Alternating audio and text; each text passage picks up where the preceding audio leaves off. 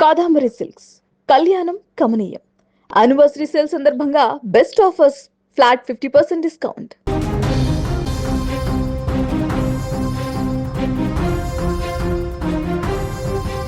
మహిళలు కేవలం అన్యాయాన్ని చూసి ఏడ్చే అబలలు కాదు, అవసరమైతే సమాజంలోని మృగాలను వేటాడే శివంగులంటూ నిరూపించారు నలుగురు సాధారణ మహిళా ఉద్యోగులు.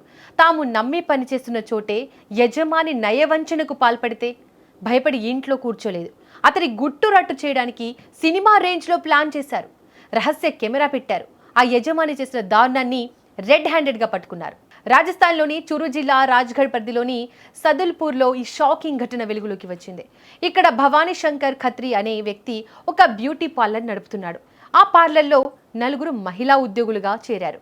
తమ కాళ్లపై తాము నిలబడాలని, కుటుంబానికి ఆసరాగా ఉండాలని ఆ మహిళలు రోజు కష్టపడి పనిచేస్తున్నారు.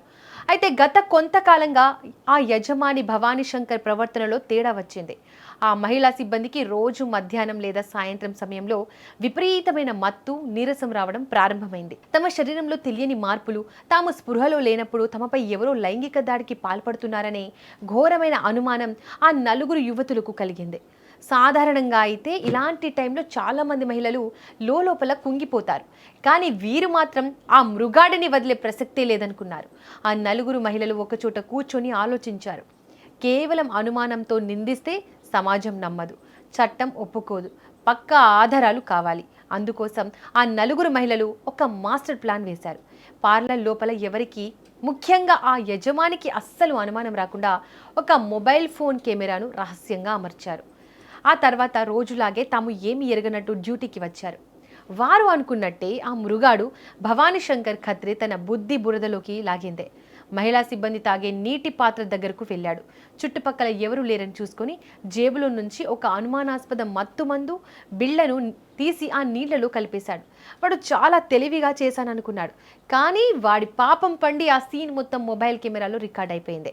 మొబైల్ ఫోన్ కెమెరాలో రికార్డ్ అయిన విజువల్స్ చూడగానే ఆ నలుగురు మహిళలు ఒళ్ళు జలధరించింది. తమ అనుమానం నిజమేనని, వాడు రోజు తమ తాగే నీటిలోనే మత్తు మందు కలుపుతూ తమ జీవితాలతో ఆడుకుంటున్నాడని ఆధారాలతో సహా రుజువైంది. అంతే, ఒక్కసారిగా ఆ నలుగురు ఉద్యోగులు కాళికా దేవిలా మారిపోయారు. ఆగ్రహంతో ఊగిపోయారు. యజమాని అని కూడా చూడకుండా భవానీ శంకర్ను పార్లర్ లోపలికి ఒక గదిలోకి లాగి తలుపులు బంధించారు. చేతికి దొరికిన చెప్పులు, జుట్టు పట్టుకుని చితకబాదారు.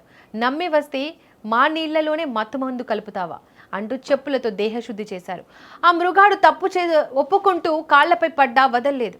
ఈ గొడవకు సంబంధించిన దృశ్యాలు సోషల్ మీడియాలో అప్లోడ్ అవ్వడంతో దేశవ్యాప్తంగా విపరీతంగా వైరల్ అయ్యాయి. సమాచారం అందుకున్న స్థానిక పోలీసులు ఘటనాస్థలానికి చేరుకుని నిందితుడిని అరెస్ట్ చేశారు. ఈ ఘటన ద్వారా సమాజంలోని ప్రతి మహిళ, ముఖ్యంగా ఉద్యోగాలు చేసే మహిళలు నేర్చుకోవాల్సిన పాఠాలు చాలా ఉన్నాయి. ఈ రోజుల్లో మహిళలు అన్ని రంగాల్లో దూసుకుపోతున్నారు. కానీ ఇలాంటి భవానీ శంకర్ లాంటి మృగాలు ప్రతి చోట పొంచి ఉంటున్నారు.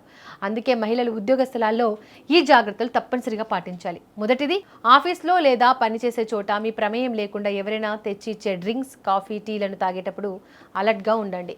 రెండోది, మీ వాటర్ బాటిల్ను ఎప్పుడు మీ దగ్గరే ఉంచుకోండి. ఓపెన్గా ఉండే జగ్గుల్లోని నీటిని తాగేటప్పుడు నిఘా ఉంచండి. ఇక మూడోది, మీ శరీరంలో లేదా మీ చుట్టుపక్కల వారి ప్రవర్తనలో ఏ చిన్న అనుమానాస్పద మార్పు వచ్చినా నిర్లక్ష్యం చేయకండి. తోటి మహిళా ఉద్యోగులతో చర్చించండి. రాజస్థాన్ మహిళల్లాగా ధైర్యంగా నిలబడండి.